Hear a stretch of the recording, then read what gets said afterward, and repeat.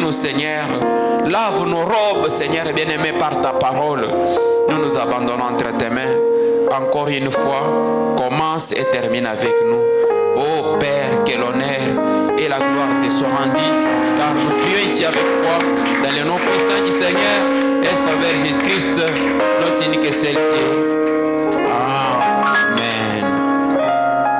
Que Dieu vous bénisse. Est-ce que nous pouvons acclamer très fort pour la gloire de Dieu? Notre Dieu est merveilleux. Il nous a accordé ce soir pour que nous puissions être dans sa présence. Que l'honneur et la gloire soient rendus à Dieu. Sans plus tarder, mes frères, je vous demande de vous lever.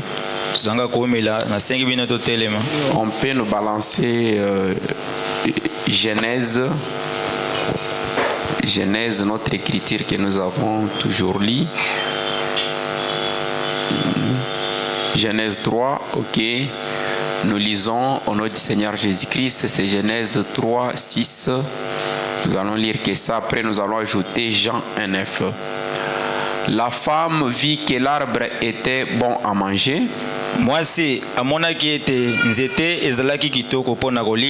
Et agréable à la vue. Et qu'elle était précieuse pour ouvrir l'intelligence. Elle prit de son fruit. Et en mangeant, elle en donna aussi à son mari qui était auprès d'elle. Et en en mangeant, il a mangé. Les yeux de l'un et de l'autre s'ouvrirent. Ils connurent qu'ils étaient nus. Ayant cousu des feuilles de figuier, ils se firent des ceintures. Alors ils entendirent la voix de l'Éternel Dieu qui parcourait les jardins vers le soir. Et l'homme et sa femme se cachèrent loin de la face de l'Éternel Dieu, au milieu des arbres du jardin. Mais l'Éternel Dieu appela l'homme et lui dit: où es-tu? Vous pouvez vous asseoir. On va nous ajouter Jean 1, 29. Le lendemain, il vit Jésus venant à lui.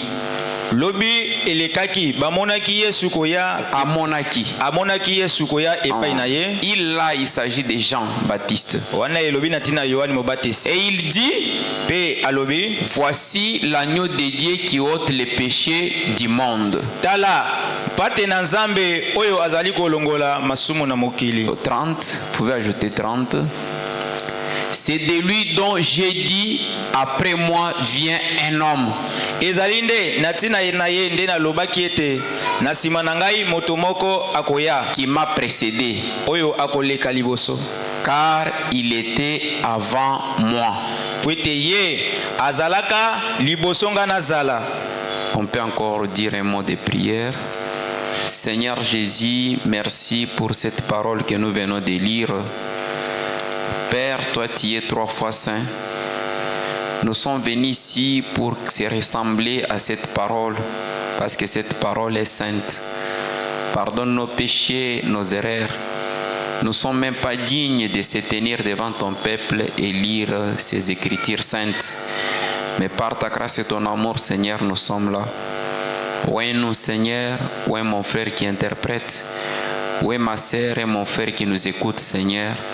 Nous voulons que tu parles à nos cœurs, Seigneur bien-aimé. En sortant ici, que nous soyons totalement changés. Seigneur, les péchés qui nous environnaient nous quittent, Seigneur. Parce que nous savons qu'il n'y a que toi qui purifie, il n'y a que toi qui nettoie, il n'y a que toi qui rend blanc plus blanc que la neige. C'est ça ta promesse pour cet âge. Nous nous abandonnons entre tes mains dans le nom puissant de Jésus. Amen. Amen. Que Dieu vous bénisse. Encore une fois, merci les révérends pour ce soir. Merci pour chacun de vous parce que vous êtes venus quand même à la réunion.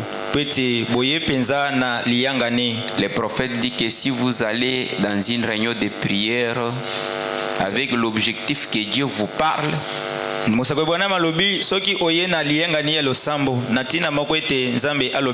réellement Dieu va te parler. Croyez ce soir que Dieu va te parler. Et aussi longtemps vous êtes là, n'oubliez pas, prier pour nous. Soyez concentrés. Voilà. Nous venons de lire des Écritures. Depuis la semaine passée, nous avons parlé sur la religion. Nous avons démontré qu'est-ce qu'est la religion et comment le diable est venu aussi introduire sa religion. Pourquoi le diable a introduit sa religion? C'était pour écarter les gens de la vérité. La vérité, c'est la parole de Dieu. Et amener les gens dans les péchés. Mais nous savons qu'il n'y a qu'un seul chemin qui amène au ciel. Ce chemin, c'est la parole. Ce chemin, c'est la vérité. Ce chemin, c'est Jésus. C'est pourquoi Jésus dit: Père, sanctifie-les par ta parole, car ta parole est la vérité. Ici, ce n'est pas que tout chemin mène à Rome, non. Ici, il n'y a qu'un seul chemin qui amène à la vie. Et ce chemin, c'est le Seigneur Jésus-Christ. Et Jésus est la vérité. Alors, nous avons essayé un peu de parler, montrant comment dans l'Ancien Testament, en commençant depuis la Genèse, si vous descendez là où nous venons de lire, vous allez voir que quand l'homme a commis les péchés, quand les péchés est entré dans le monde, et alors l'homme s'est écarté de Dieu. Quand les péchés entrent dans la personne fuit la présence de Dieu. Si vous voyez quelqu'un fuir la présence de Dieu, il fuit Dieu, il fuit les frères, il fuit l'église. Essayez de contrôler. Il y a un péché sur lui. Parce que les péchés ne supportent pas la présence de Dieu. Et quand Adam et Ève sont tombés dans les péchés, ils ont fui la présence de Dieu. Ils ne pouvaient pas résister. Alors ils sont partis fabriquer une autre religion par des feuilles de figuier. Alors cette religion ne pouvait pas résister dans la présence de Dieu. Ça ne pouvait pas supporter. C'est pourquoi Dieu lui-même est descendu. Il a pris un agneau. Il a habillé l'homme et la femme. Il a instauré une autre religion, la religion de l'agneau, pour enlever la honte, pour cacher la nudité de l'homme. Alors, cela est resté ici tout l'Ancien Testament. L'homme devrait toujours venir dans la présence de Dieu par l'agneau. Sans l'agneau, Dieu ne peut pas t'accepter. Sans l'agneau, pour venir chez Dieu, il faut avoir un agneau. C'était une exigence. Écoutez ce que le prophète dit dans la prédication identifiée à Christ, paragraphe 70. 76. Les prophètes disent ceci. L'année c'est 59, le 20 décembre. Les prophètes disent ceci. Dans l'Ancien Testament,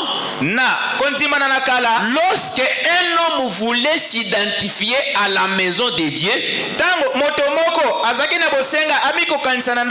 il prenait l'animal le plus innocent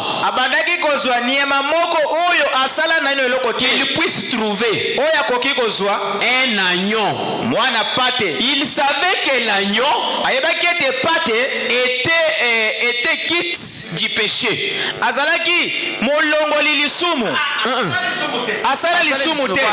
Car il ne connaissait pas les péchés. Alors, il allait prendre l'agneau, il posa sa main sur la tête, confessait son péché. Depuis l'Ancien Testament, si tu viens dans la présence de Dieu, il y a des exigences pour que Dieu t'accepte. Tu ne peux pas venir mais vide. Tu viens avec ton agneau et tu prends tes mains, tu mets sur la tête de l'agneau. Est-ce que tu restes mioué? Non. Tu dois confesser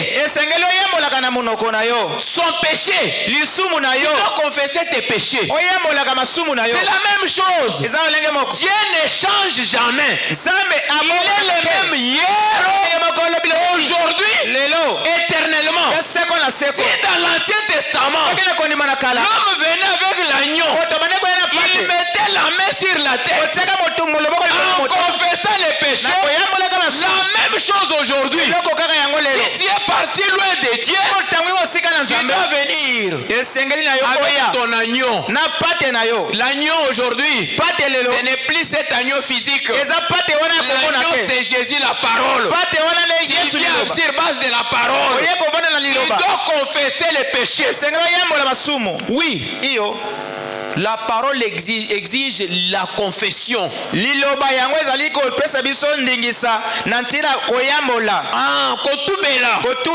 On confesse les péchés. Un chrétien confesse les péchés. Cela ne veut pas dire que si tu confesses les péchés, tu es devenu plus petit. Non.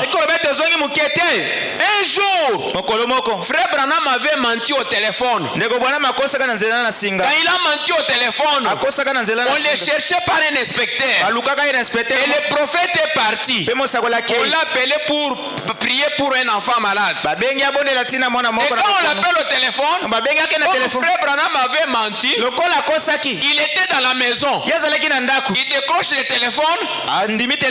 Il dit à Ahmed, décroche le téléphone.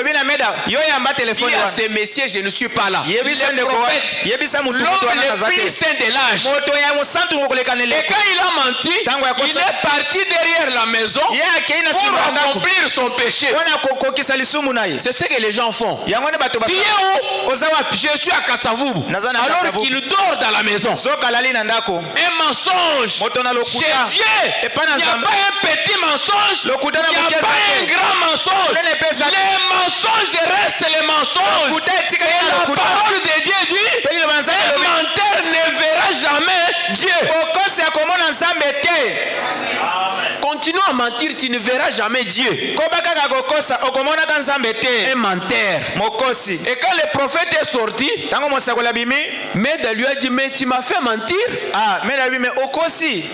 Ta femme connaît que tu mens. Ta femme connaît que tu mens. Ton mari sait que tu mens. Parce que celui qui te connaît bien, c'est celui qui habite avec toi. Et t'as dit à Frère Branham que tu m'as fait mentir. Et on appelle au téléphone pour que Frère Branham aille prier pour un enfant malade. C'est Frère Branham qui décroche le téléphone. Il dit à Frère Branham, papa, que je lui dise que tu n'es pas là. Vous voyez comment les mensonges entrent dans la maison. En commençant par les papas, cela est tombé sur la maman, cela est tombé sur l'enfant. Continue à mentir. Même tes enfants vont mentir. Ta femme commencera à mentir. Le prophète dit, si vous mettez deux personnes à la fois à un endroit, les biens et les mal, il dit si souvent c'est le mal qui domine. Tu t'es marié à une femme qui ne mentait pas. Au plus tard, elle va aussi commencer à mentir. Au moins, et tu dis non, ce que tu fais si ce n'est pas bon. Alors, vous voyez comment le mensonge est entré dans la maison. Il part pour aller prier. Il élève la main pour prier. Il est 3 fois saint. Il dit à son prophète, ne prie pas. Tu as menti. Nous avons lu avec vous, frère Branham dit dans la prédication croire à Dieu. Il dit, lorsque vous avez les péchés sur vous, vous priez, les diables se moquent de vous. Les diables se moquent de toi. Seigneur, agis les diables dans l'aventure. Pourquoi? Parce que les diables se retrouvent en toi. Les diables mentent. Ils voient les mensonges en toi. Et il va commencer à se moquer de toi. Pour que les diables ne se moquent pas de toi, si tu as commis un péché, tu dois confesser, tu dois réparer. Le prophète dit, pourquoi Dieu appelait David l'homme selon mon cœur? Ce n'est pas que David ne faisait pas les mal, mais chaque fois qu'il faisait le mal, il revenait à la parole. Mais si toi tu fais le mal, tu restes là dans le mal, là c'est ta vie. C'est ta vie. C'est la vie du mensonge. Le prophète dit, un chrétien comme un habit blanc, si une tache noire vient, il va laver. Mais l'habit noir, s'il y a une tache noire, ça ne se voit pas. Parce qu'au début c'est déjà noir. Alors, il faut que tu changes, que tu sois un habit blanc. Quand le mal va venir, toi-même tu sauras que ça c'est mal. Mais si dès le départ, tu es noir, même si le mal arrive, tu vas trouver que c'est normal. Il y a des gens qui commettent des bêtises, ils trouvent ça normal. Il fait de lui, c'est normal. Même s'il a un téléphone, film porno, c'est normal pour lui. C'est normal. Parce qu'en lui, il n'y a rien. Qu'est-ce qui peut condamner la personne? C'est lorsque tu as l'esprit de Dieu en toi, et quand tu fais le mal, là, le Saint-Esprit va te condamner. Le Saint-Esprit va dire, non, ça c'est pas non. Mais si tu n'as pas le Saint-Esprit, va payer sur téléphone. Le Saint-Esprit amène quelqu'un même s'il est seul dans le monde. Il vit la parole de Dieu. Même s'il est seul à Dubaï dans une chambre, il va vivre la parole de Dieu. C'est tellement important. Pourquoi? Parce que c'est la vie de l'agneau. Lorsqu'il a mis la main sur l'agneau, cette vie a quitté l'agneau pour rentrer en lui. Mais toi, cette vie-là n'est pas en toi. On arrête d'abord ici. On doit lire une citation. Ma sœur, vous allez retourner ça dans la prédication. Les signes. Paragraphe 118. Écoutez ce que Frère Branham dit. En essai 63, le 28 novembre, les mois que nous sommes ici. Écoutez ce que le prophète dit. Il dit, remarquez, remarquez, vous pouvez balancer, c'est les signes, paragraphe 118. Il faut que cette vie-là entre en toi. La vie de l'agneau. Même quand tu vas marcher, tu vas parler, ce ne sera pas toi. Ce sera l'esprit là. Il faut que toi tu meurs. tu dois mourir. Quand tu meurs, la vie là qui est dans l'agneau, l'agneau ça entre en toi. Là tu deviens saint. Le prophète dit, remarquez, il ne s'agissait pas tout simplement de se ressembler, non, rassembler et de parler de la chose, que tous les juifs se réunissent et disent, eh bien, je vais vous dire quoi. Je vous assure, les amis, vous savez, je crois que Moïse a raison. C'est ce que les gens font ici. Frère, en tout cas, frère Branham a raison. Est-ce que tu dois t'arrêter là? Vous vous réunissez, vous êtes trois au coin de la rue.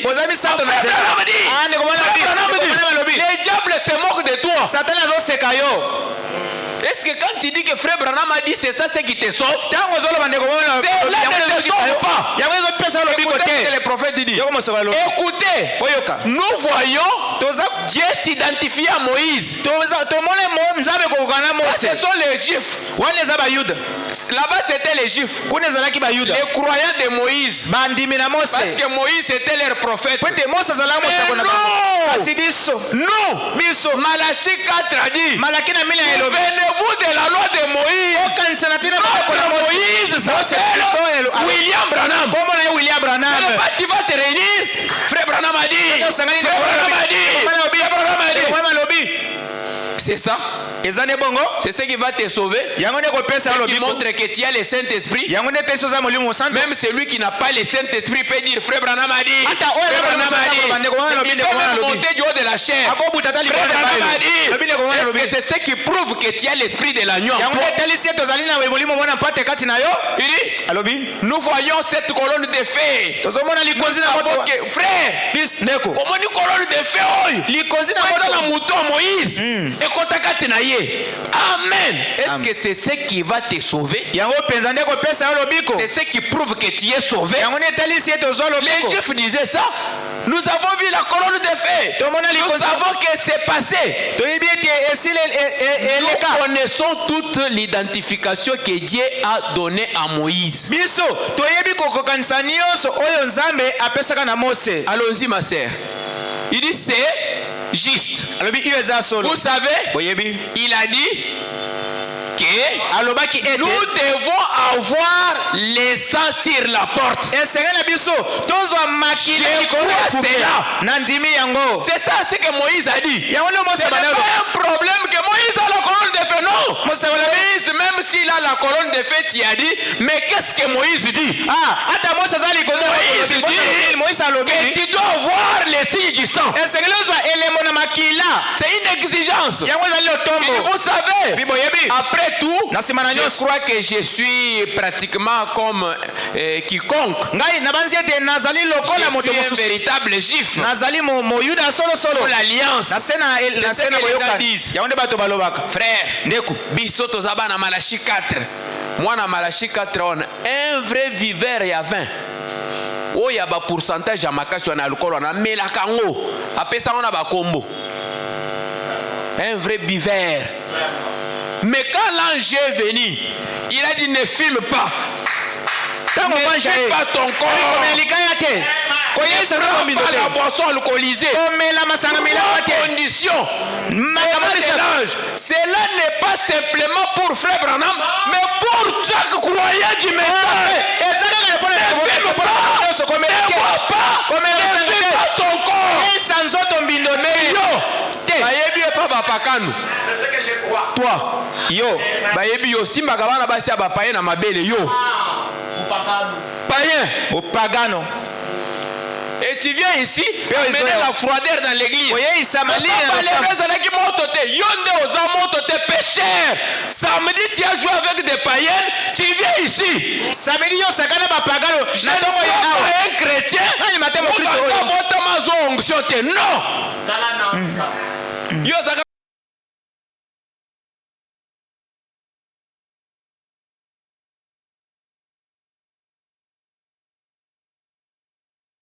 vu le Saint-Esprit, on l'a transporté, lui-même ne se connaissait pas. On lui a mené dans une chambre. Vraiment, il s'est réveillé.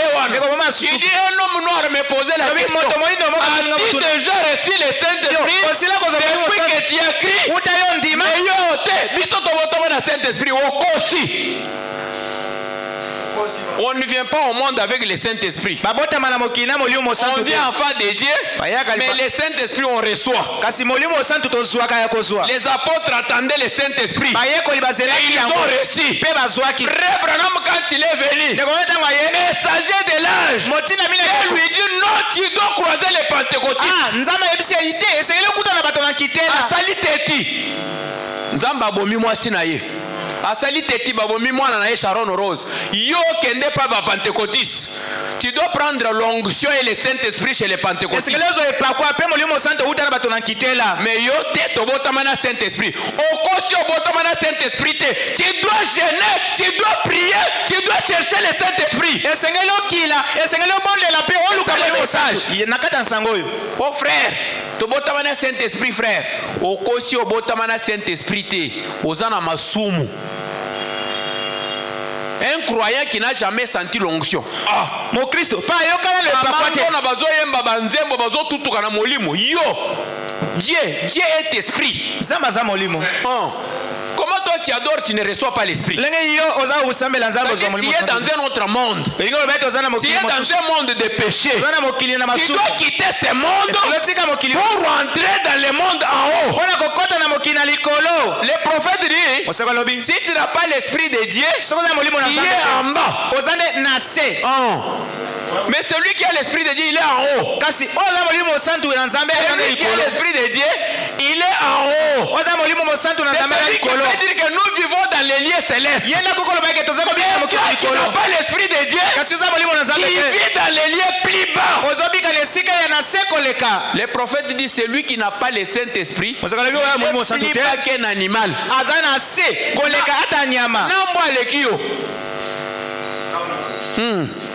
Tu peux faire des choses bizarres parce que tu n'as pas l'esprit de Dieu.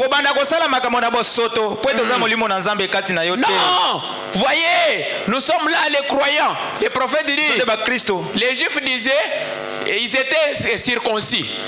Ils donnent mes offrandes, mes dîmes.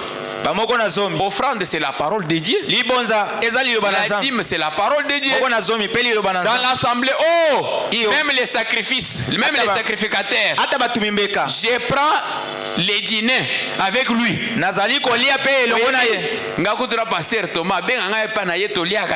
Est-ce que c'est ce qui montre que tu es sauvé?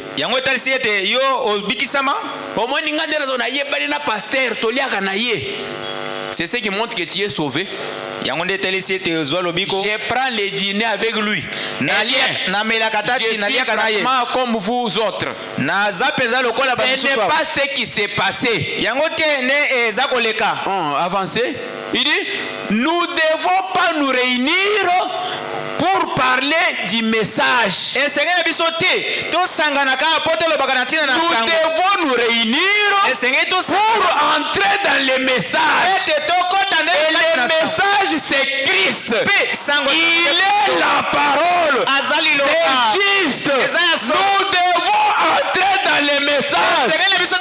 Nous placer sous le message. Oui. C'est ce que nous sommes censés faire. Amen. Frère Omoni, en tout cas, il est est-ce que yo niwe wane zakati na yo? Yo koti na kati ya niwe. Frère niwe en tout cas omoni niwe wana tango yaki frère barama tomba mi akei likolo toboite. Oyebi babiloko nyoso wana kangango na muto, oyebi na ba paragraphe lokola témoin de Jéhovah. Ayebi Bible ti, est-ce que c'est ce que Dieu a besoin? Non. Dieu a besoin que la vie de la Bible s'identifie en toi. C'est ça ce que Dieu a besoin. Mais toi, aujourd'hui c'est devenu rare de voir un frère confesser. Ce qui est grave, même des jeunes filles qui mentent au jour du mariage. Ok. un jour bakobengana yo babali yo na samedi ou bien dimanche lundi babengani yo et nous allons soutenir les frères la balisser mususu. C'est la parole de Dieu. Okosaki babali yo samedi na pokwa lundi babengani yo na basak na yo wana bandi ko so frère wana azabiete yo za mokosi okosaki yo za vierge oro baby saki ki virginité na yo. C'est la parole. Bakobengana yo okotela misu.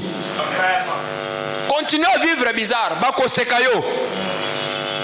Quand quelqu'un ment, il ne ment pas les autres, il se ment lui-même. Parce que tout ce qu'il fait est Orlando. Toi, tu es un jeune frère. Toi, tu es un jeune frère. Mais c'est un péché. Et tu viens ici, tu dis, Naza frère, ok, Dieu vous bénisse. Toi, tu penses que Dieu te bénisse parce que Dieu te bénisse. Non. Attends, le que Dieu te bénisse au personne n'a bisombote. Oyebi que ndengo zawana ozana monde mususu. Attends, to la limbe to mokanga la lia auto frère muso la lia. Yo zana monde na yo. Biso to zana monde na biso. Continue à faire ça. Ko ba ko sala yango. Oza motema moto zo lenga. Soki o moni mona moto zo lenga kaka boy. O lenga nini? Marie-toi. Bala, o lenga nini? Le prophète dit, ces jours-là, Daniel a témoigné. Il était jeune garçon de 16 ans. Il s'est gardé pire. Daniel Meshach, Abednego, ils sont restés pires. Qu'est-ce que nous allons dire de Joseph? Il était beau.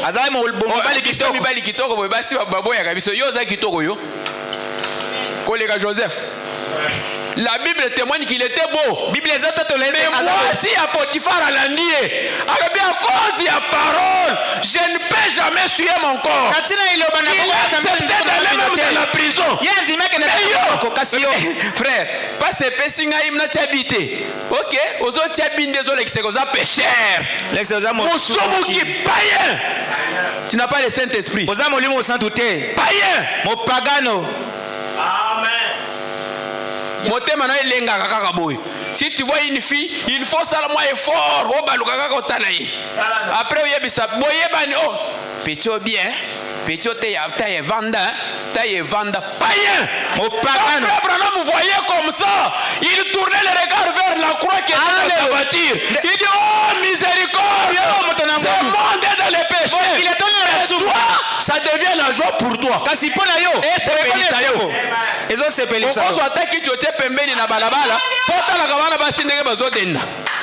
C'est ce qui montre que tu as des péchés en toi. Parce que les péchés attirent les péchés. Pécheur, païen, tu dois te convertir. Ce de telles personnes, ce n'est pas des chaises, mais c'est ici à la chair. Amen. Amen. À l'hôtel ici. C'est ça ta place. Après, tu n'as pas prié. Dieu n'a pas entendu ta prière. Le diable se moque de toi.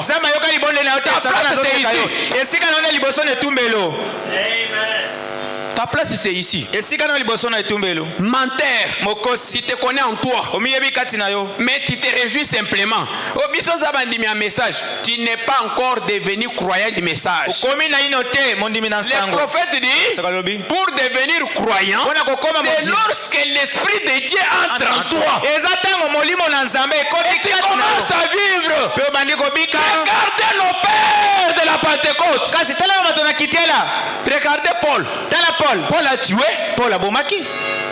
Pierre a menti. Il a renié Jésus en face. Mais le jour où la vie de l'agneau est entrée dans Pierre, Pierre a accepté de mourir à cause de Jésus que lui-même avait renié.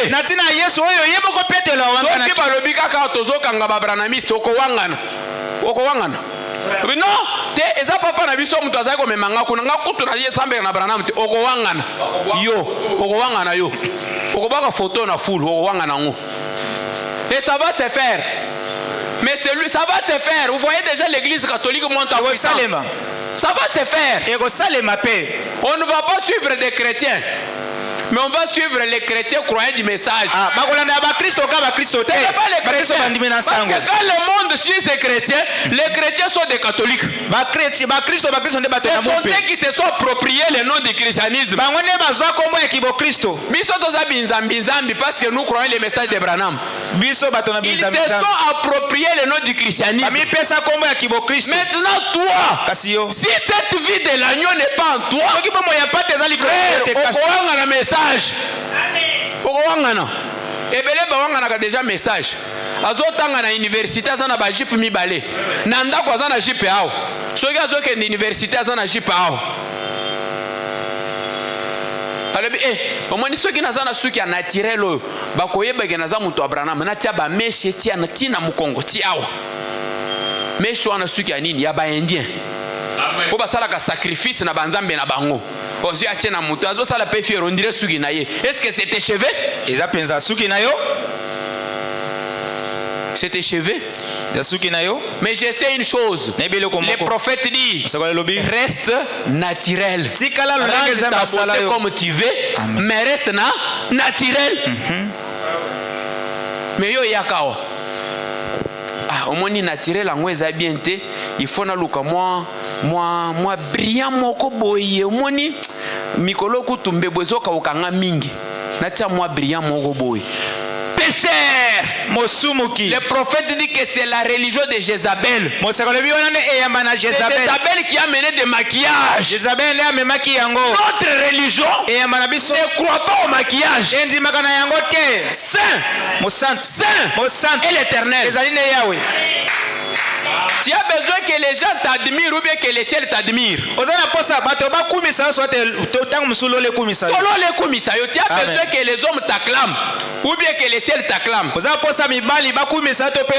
regarde pas au nombre de gens. Même s'il n'y a qu'une seule personne qui croit la parole, qui est à côté de cette personne. Combien de gens ont dit à Frère Branham que ces visions viennent du diable? Tout le monde disait que ces visions viennent du diable. Mais quand il est parti, il a dit Seigneur, enlève-moi ça. On me dit que ça vient du diable. Dieu lui dit non, ça ne vient pas du diable, ça vient de moi. Il a dit à sa femme, si je ne reviens pas, marie-toi à un autre homme. Branham est parti dans la brousse. Il a prié. Dieu lui a dit que non, ça vient de moi. Mais toi, comme tu as des péchés sur toi, ça te rend kilo. Ça te rend comment? Kilo. Tu ne sais pas t'envoler. Tu n'es pas à l'aise. Alors que nous sommes dans un voyage. Notre voyage, ce n'est pas un voyage d'ajouter des fardeaux, mais c'est un voyage d'enlever les fardeaux.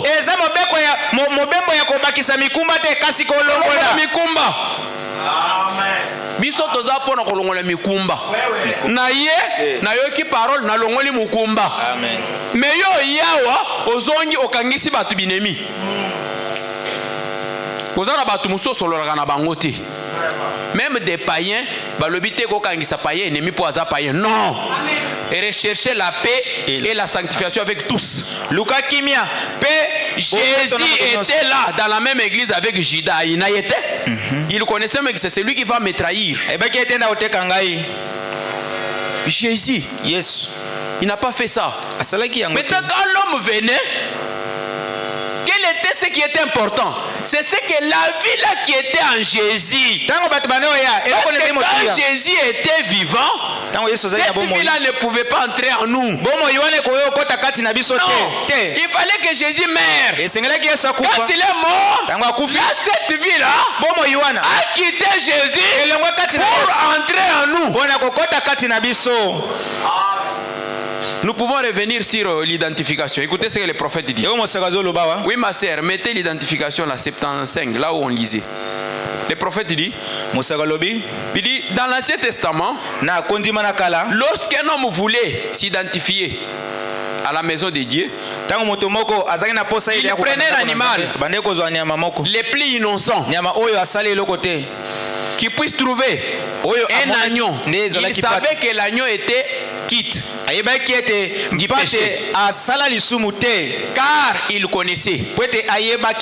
Pas de péché. Alors, il allait prendre l'agneau, il posait sa main sur la tête, confessait son péché, et par la foi, il transférait ses péchés sur l'agneau. L'innocence de l'agneau revenait sur lui. Vous écoutez? Il envoie les péchés. Et l'agneau lui envoyait la vie. Il y avait un échange. Mais yo, au lieu, au tinda vie na yo est bien, au tinda ba image à mabe pas batou. Ba image à salité no tinda la. Au moins image yo. Au moins image yo. Quelle causerie aux agarona munoko, masolo nini. Obetaka. Moi, moi, je suis un païen. Pourquoi ils ont kitoko, ils ont joli, mais tu as une femme à la maison. Même si tu n'es pas encore marié, est-ce que la parole t'exige de dire ça? Il y a un échange. Il faut avoir une connexion. Tu envoies les péchés sur l'agneau et l'agneau t'envoie la vie. L'agneau devient toi. Toi tu deviens l'agneau. Et quand tu vas marcher, ce n'est plus toi qui marches, c'est plutôt la vie de l'agneau qui marche en toi. Pourquoi? Parce que l'agneau est innocent. Est-ce que toi, tu es innocent? Ceux qui batuni que muto tonga ki ser kingani yo me wanganaka. Ser na yoga ki ke baloba ki nanga bo tengaite ngaite alors que c'est toi. Est-ce que tu es innocent? Est-ce que tu es innocente? Mais l'agneau est innocent. Si cette vie de l'agneau entre à toi, tu deviens innocent. Et Dieu ne te juge pas. Parce que ce n'est plus toi, mais c'est la vie de Jésus en toi. C'est grave. Il dit, et après, l'agneau mourait parce qu'il était devenu un pécheur.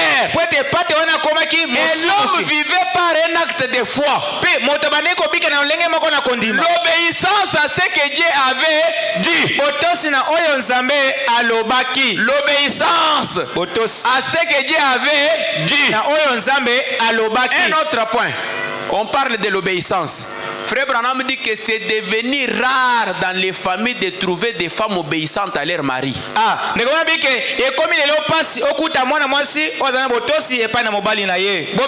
Frère, le matin il donne l'argent.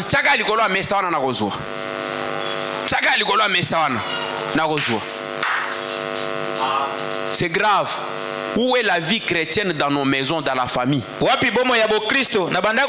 L'obéissance n'existe plus. Quand une femme s'habille, elle s'habille pour plaire à son mari. Mais si le frère dit que cette robe ici ne serait pas bonne, il dit, et bon, ça n'a pas de ok. Est-ce que toi tu as le corps?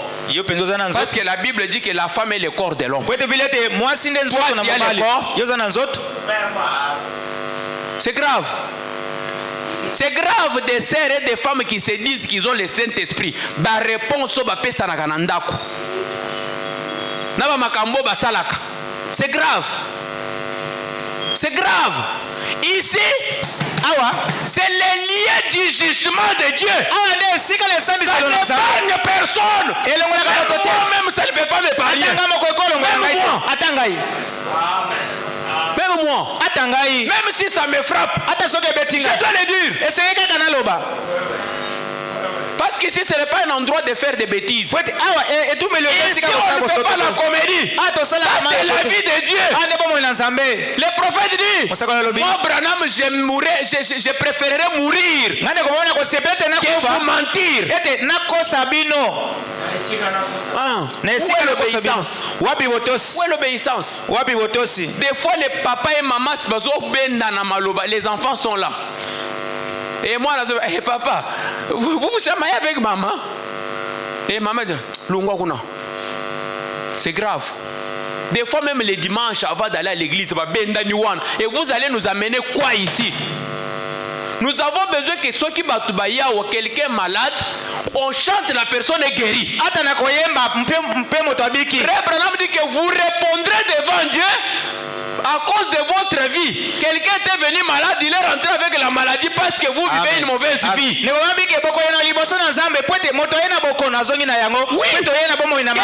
au coin là-bas, il peut apporter la guérison à quelqu'un, à une autre personne. Amen.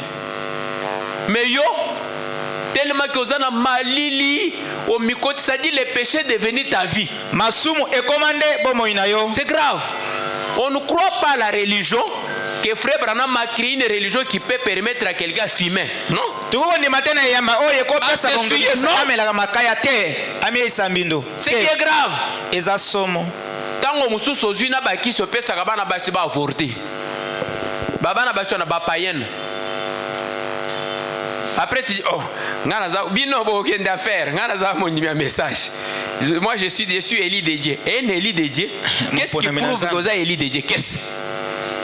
Qu'est-ce qui prouve? Parce que c'est ta vie qui va témoigner. Il faut que ta vie parle. Il faut que ta vie parle. Est-ce que ta vie parle? Ta vie vraiment parle. Nous pouvons regarder ta vie et dire qu'en tout cas c'est une chrétienne. Écoutez ce que le prophète dit dans la prédication. Oh, encore une fois. Au paragraphe 201. Encore une fois, c'est le 28 juin 63.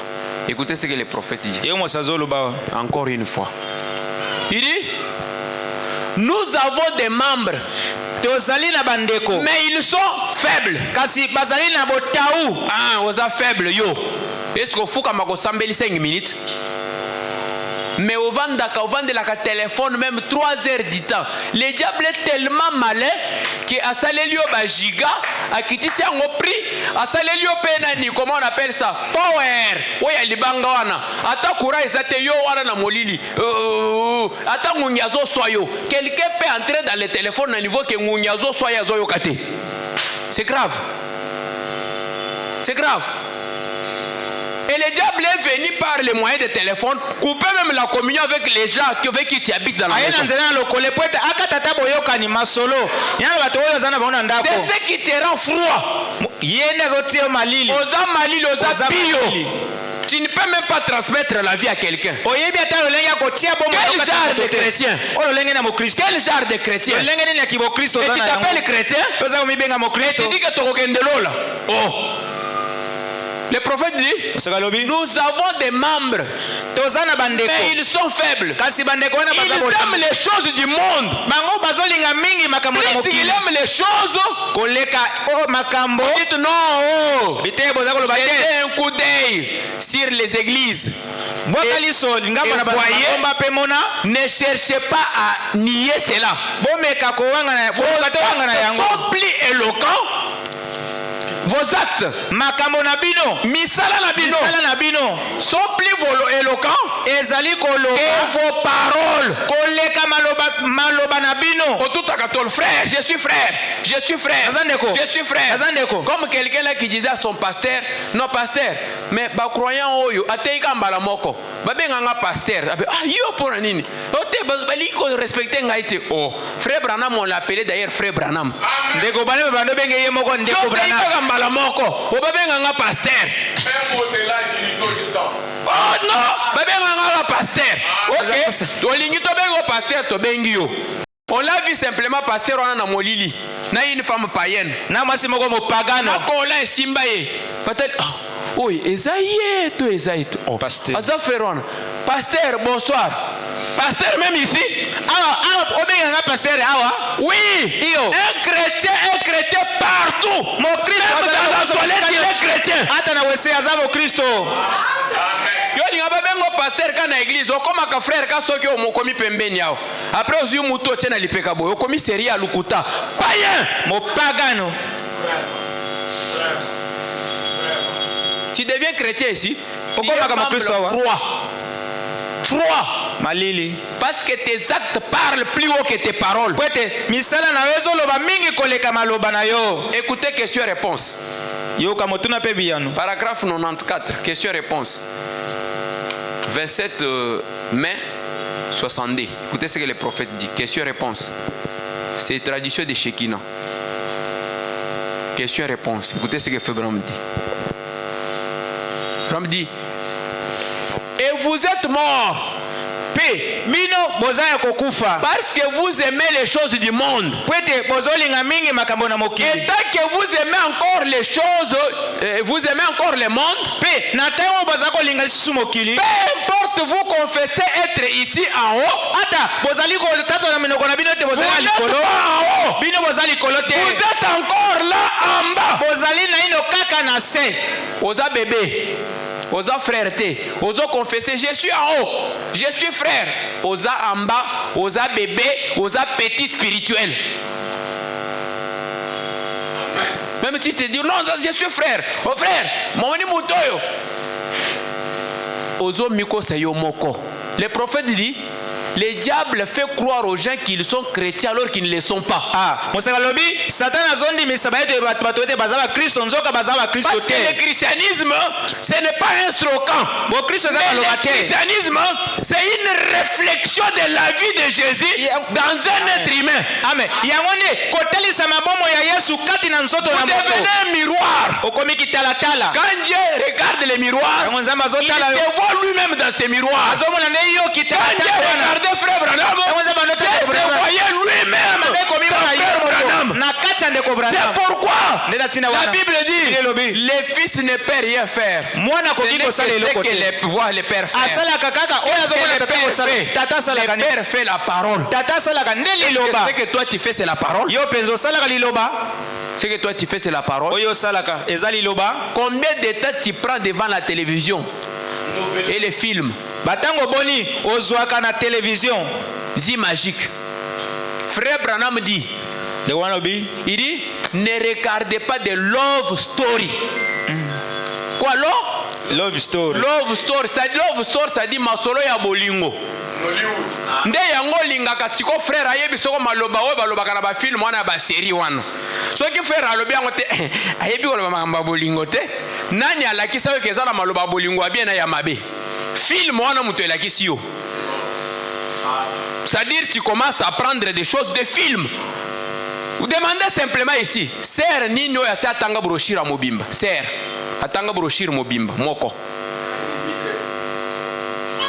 Que Dieu te bénisse ma sœur. Que Dieu te bénisse. Tala ebele. Bata atikala otanga brochure moko, brochure. Brochure batikala pasteur Thomas.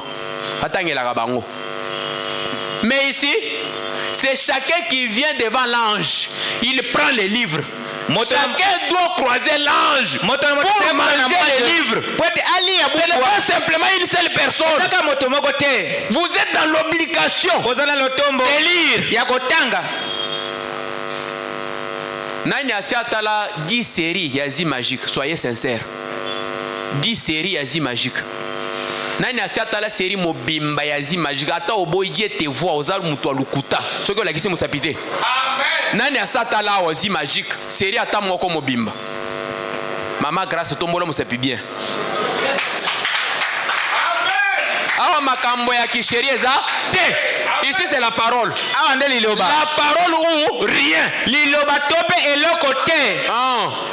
Même Meda quand il a frappé la porte, abe oboy ko obéir frère Branham l'a dit. Meda oyo na ebise boye abe ti porte akei. Nzamba pesa ke tumbu. Ici makambo ya o moi sina mobile ezate ici nous tout sous le sang. Na sena makila. Sous la parole. Na sena liloba. Nani asata la dit film ya Rambo. Nani. Que Dieu te bénisse, que Dieu te bénisse. Quand vous confessez quelque chose, vous rejetez cela vous quitte. Soki oyambo otubeli likambo moko pe obwaki ya mabetika yo. Ti lelo ya Barcelone nani? Nani atala kamachi? Vous voyez? Tombola musapi frère, tomona yo nani atala kamachi ti lelo. Soki oboyie te voix. Nani atalaka? Mardi, soki mercredi nani atalaki match. Nani abetaka winner ao? Winner. Nani abetaka winner? Oye koti? Papier on koti anakati papier. Nani abetaka winner ao? Nani? Tabetaka winner azate. Nani abetaka winner ao? L'ange nous a dit aujourd'hui que Dieu te bénisse, frère. Vous voyez? C'est des choses que l'ange a interdit. L'ange,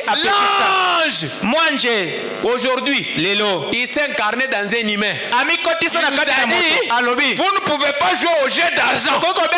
Ce message de A à Z, c'est pas un homme qui a parlé, mais Dieu lui-même. Parce que quand les hommes ont parlé, ils ont ajouté, ils ont retranché, et Dieu lui-même vient. Dieu lui-même vient. Maison ndako na bino ekomi ciné. Ciné ya kotala zi magique. Encore le diable est tellement risé à un abonnement à pesi bango pesi na matapisi ce qui a des semaines. Le diable est risé. Et avantage, le diable est en train de te tuer.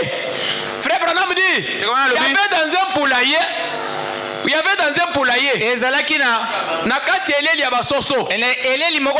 Alors un homme est venu avec la nourriture qui donnait la bonne santé, tout ça. Alors il a dit mangez.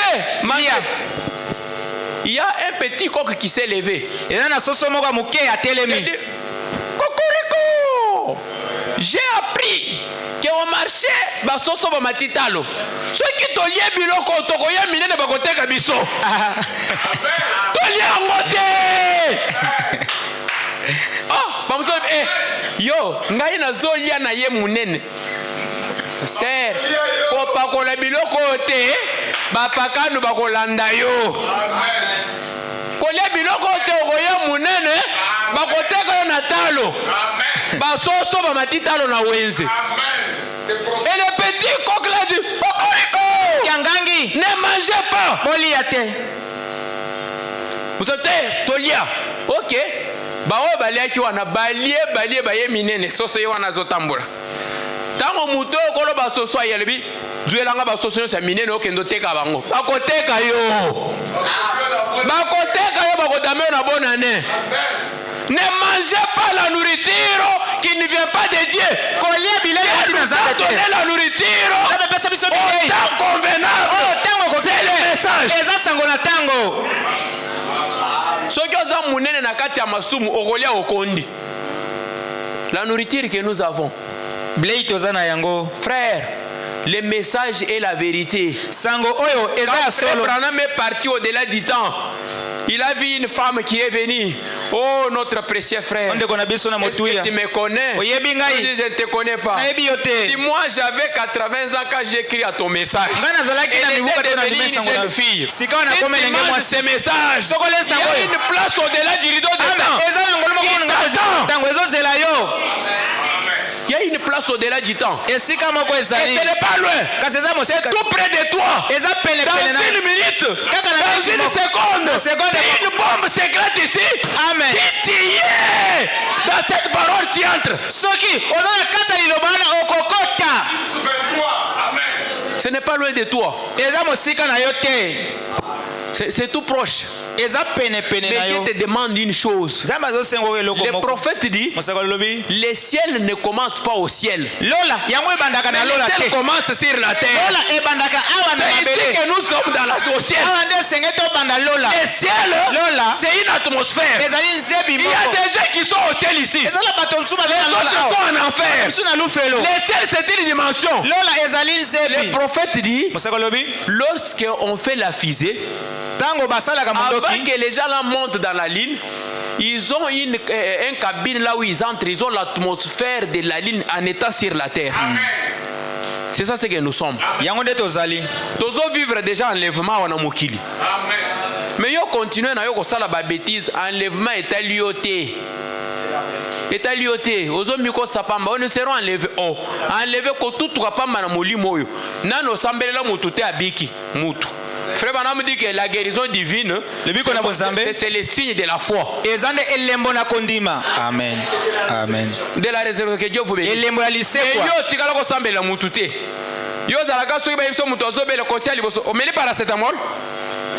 Où est la place de la parole?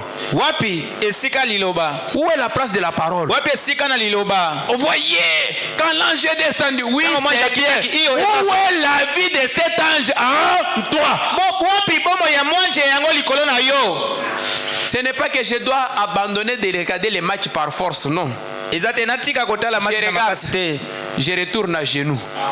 Seigneur, aide-moi. Tu sais qu'en moi, je ne vais pas regarder les matchs. Mais je suis faible. Je suis un croyant faible. Reconnais-toi que tu es faible. Dieu va t'aider. Oh Seigneur, quand je vois cette fille-là, mon cœur bat. Alors que c'est une païenne. Aide-moi Seigneur. Si tu dis à Dieu ça, tu parles à Dieu comme ça, il va t'aider. Il va t'aider. Ne pensez pas que nous sommes des extraterrestres, non? Nous sommes des humains comme vous. Et nous pouvons monter du haut de la chair et témoigner que dans ma vie, je n'ai jamais tombé. Paul était comme ça. Paul Branham a vécu avec une fille qu'il appelait son amie. Il n'a jamais tombé avec cette femme. S'il tombait, il allait aussi le dire. Nous avons trouvé un homme juste sur ce monde. Juste que même Job. Il a parlé de tout. Des bêtises. Il a parlé de tout. Mais il suivait ce que l'ange disait. L'ange ne permet pas les péchés. Le message est saint. En tout cas, nous avons besoin de voir des miracles ici. C'est pourquoi si tu as des péchés, au lieu de venir nous embrouiller, reste à la maison. Jusqu'à tel point que frère Branham dit d'ailleurs que nous ceux qui ont moins de banana yo vivre mabe batika la ndako. Tango bako corriger vie na bango bakoya. Nous avons besoin de la sanctification, frère. Amen. Le message est saint. Ne jetez pas l'opprobre sur la parole. Parce que l'agneau qu'on a mené, c'était un agneau sans défaut. Le message est sans défaut. Et si cette vie de l'agneau, ça entre en toi, tu deviens aussi un agneau sans défaut.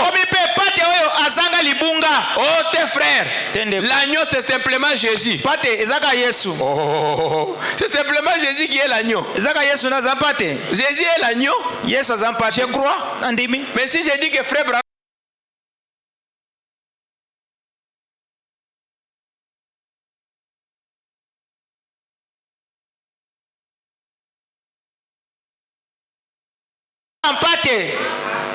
nous sommes des agneaux. Nous devons refléter la vie de l'agneau. Si tu as la vie de l'agneau, là la colombe va descendre sur toi. Jésus était un agneau. C'est pourquoi la colombe est descendue sur lui. Abraham est un agneau. C'est pourquoi la colombe est descendue sur lui. Ça ne s'arrête pas simplement à lui. Et toi aussi tu es l'agneau. Il faut que la vie, le Saint-Esprit descende sur toi. Frère, en tout cas, nous on ne croit pas à un message froid. Non. Non. On ne croit pas à la froideur. La froideur, c'est l'église catholique. On dit, pas ça ici. Ici c'est la chaleur, c'est le Saint-Esprit, c'est la vie, c'est l'onction, c'est des prophéties. Nous avons besoin ici. Samedi, alléluia, alléluia. C'est ce que nous avons besoin de voir. Oui, c'est ça notre message. Comment se fait-il Dieu qui parle? On vient ici, Moutou Asali ba bêtise, Ata Melaki whisky, Ameli vin. Il y a alcoolisé wana. Dieu dit non. Oh, yo ami suye. Quand tu prends la boisson alcoolisée, tu te suis. Tango omeli masanga milangwa omiye isimbindo. Quand quelqu'un prend le verre de l'alcool, il prend un démon. Ah, ce qui m'a omeli masanga milangwa ameli Satan. Il prend trois démons. Combien de démons que tu as? Bademo na motango bonlo zana yango. Des légions. Des légions. Bifoko. Bifoko ya milimo mabe. Légion. Tu es là, tu te dis, tu vas coucher avec des païens. Les prophètes disent, quand une femme avec un homme se croisent, ils se transmettent des esprits. Cette femme là, azakita na 4 milimu. Ake ukutana mobali moko azakina 15 milimu. 4 na ye plus 15 wane komi 19. Yo yeko ukutana na ye. Yo pena milimu na yo soki 7 soki 8. Okomi na 35 milimu. Mwana mwasi wana kena 35 milimu, yo pena milimu 35. Oyawa omemele biso buzito. Pardon, tu dois te repentir. Esengeli na yo otubela. Pardon, tu dois te repentir. Tubela. Tu es là avec des filles du monde. Païen. Païen. Et tu viens ici, frère Branham a dit quoi? Frère Branham t'a envoyé d'aller toucher les seins des païens. Païen. Tu dois te repentir. Le péché quitte quand tu te repens. Si tu ne te repens pas, le péché là va durer sur toi. Pourquoi les Sabamikolo fait dit que le message ce n'est pas la vie de tourner les pages, non. Tu as commis des bêtises, repens-toi et évolue. Voilà. Nous allons lire la dernière citation et nous allons prier. Frère, le message ici, quand la vie de l'agneau entre en toi, tu n'as plus l'esprit de ta tribu, non. L'esprit là doit te quitter. Tu n'es plus quinois. Mais si tu es encore quinois, c'est grave. Il faut que la vie de l'agneau entre en toi. Écoutez ce que le prophète dit. Il dit, au paragraphe 45, l'agneau et la colombe. L'agneau et la colombe. L'année, c'est l'agneau et la colombe. C'est la dernière citation. Le 5 août 1960. C'est la dernière, l'agneau et la colombe. Ah, voilà. Fabien dit, il y a trop de mondanité dans nos églises. Si nous sommes pentecôtistes, soyons pentecôtistes. Agissons comme des pentecôtistes. Vivons comme des pentecôtistes. Prenons position pour la bénédiction de la Pentecôte. Et faisons des choses que la Pentecôte nous a promises. Nous n'avons pas besoin de... La Pentecôte, ce n'est pas une dénomination. Le message, ce n'est pas une dénomination. La Pentecôte est une expérience. C'est alors que vous devenez un agneau. Il a dit que Jésus devient un agneau. Et lui-même, Branham est devenu un agneau. Si la Pentecôte entre en toi, c'est un agneau. Et voilà. Et la colombe s'accapare de vous. Et se met à vous conduire. Nani akambaka yo? Ba master na onde bakambaka master. Ceux qui bayango ko sala nini? Ba master na yo ba paende bakambaka yo. Ce n'est pas la colombe qui te conduit. Oh master. Au moins jeune fille on a ça qui toko. Aza joli hein. Okola nda fille wana te. Yo pe malili bo ndenge nini. Fait banam l'a appelé poule mouillée. Mais il a suivi ce que l'ange avait dit. Ne suis pas ton corps. Même si on t'appelle poule mouillée, suis ce que l'ange a dit. Non. C'est lui qui te conduit, que ce ne soit pas tes amis. yo zaliwana na mandefu ebele bazokamba pa une jeune fille païenne oyebi ke lobi eza anniversaire nanga yo wana ozolenga oke kodefana $50 otindeli ye mawa na yo il dit c'est alors que nous devenons pentecôtistes. Et ce qui arrive là-bas, quand Dieu a envoyé son agneau, il est mort pour nos péchés. Et puis, la colombe est revenue le jour de la Pentecôte. Elle a conduit l'église. Le même Saint-Esprit qui était descendu sur les premiers agneaux, aujourd'hui, c'est le même qui conduit aujourd'hui. Eh bien, alors, quand vous vous mettez à grogner, disant je suis un tel, je suis membre de telle dénomination, nous ne croyons pas pareille chose.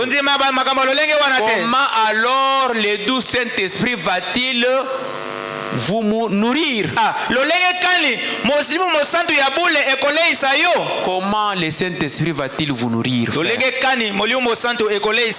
mon frère, ma sœur? Abandonne-toi à Dieu. Dis simplement, Seigneur, moi-même je n'arrive pas, mais aide-moi. Quand tu vas dire ça, tu vas voir que Dieu va t'assister. Ok, je vois les révérends a quelque chose à dire.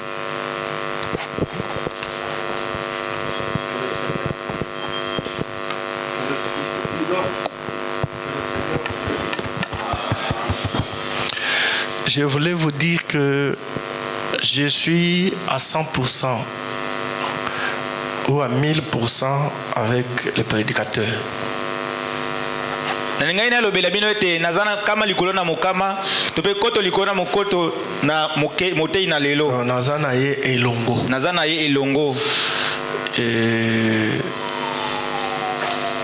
Les choses qu'il est en train de parler, peut-être avec un sens d'humour, sont des choses très capitales. Makambo oyo azakoloba na lolenge ya kosekisa eza makambo oyo eza motuya mingi koleka. Très capital pour nous. Motuya mingi koleka pona biso. Très capital pour l'église. Motuya pona lingomba. Très capital pour les chrétiens. Motuya koleka pona ba Kristo. On ne peut pas se dire chrétien si on n'est pas ce que nous avons entendu dans la parole. Soki tozana lobiko oyo toyoki lelo na liloba oyo te. Et c'était très bien présenté.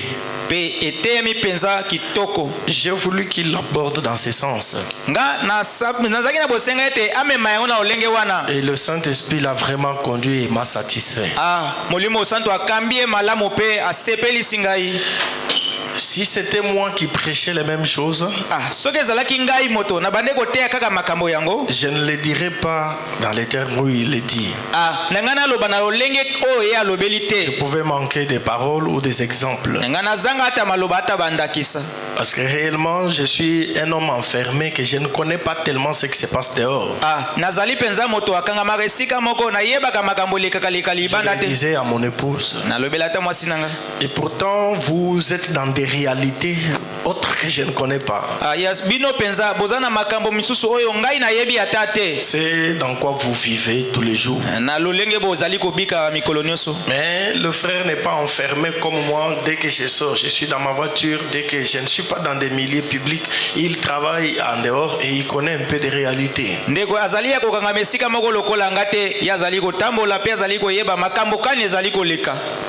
Examinez-vous par rapport à la parole de ce soir.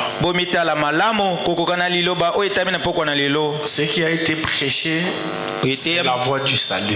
Et comme je le disais, le mercredi, j'interpelle particulièrement mes garçons, mes enfants. Je l'interpelle même ce soir. J'interpelle l'église. Mettez-vous en ordre. Il est plus tard que nous ne le pensons. Mettez-vous en ordre. Venez à l'autel. Cherchez à ce que la vie de l'agneau, la vie de Christ, la vie qui était dans Frère Branham, le message, qu'il soit en nous, qu'il soit en moi, qu'il soit en toi, que tu sois différent du monde, que je sois différent du monde. Quand on me regarde, quand on te regarde, on voit le message, on voit la vie de Jésus. Vous ne pouvez pas vous imaginer Jésus jouer au jeu de winner. Vous ne pouvez pas voir Jésus être de Barcelone ou de Real. Imaginez-vous que Frère Branham soit de Barcelone ou de Real. Même votre pasteur, vous m'imaginez être de Barcelone ou de Real. Sortez de ces choses. Toutes ces choses que vous avez entendues, c'est la voix de Dieu pour nous. C'est la grâce de Dieu pour nous. Ne sourions pas, ne rions pas simplement. Mais le Seigneur veut que nous nous mettions en ordre. Répentez-vous. Si vous avez des choses que vous avez commises avec des hommes, allez confesser. Mettez-vous en ordre. J'aurais voulu que cette série de réunions que fait Lambert a entamé, au baptême du Saint-Esprit. J'ai senti ça maintenant, ce soir quand j'ai senti qu'il faut que ça aille jusqu'au Saint-Esprit. Même après tout ça, lui-même, je veux que ça aille comme ça, des sanctifications en Saint-Esprit. Cherchez Dieu. Cherchez réellement Dieu. Cherchez réellement Dieu. Je peux amener dans la prière ou bien si vous savez. On peut nous balancer miséricorde. Miséricorde. Est-ce que nous pouvons nous lever?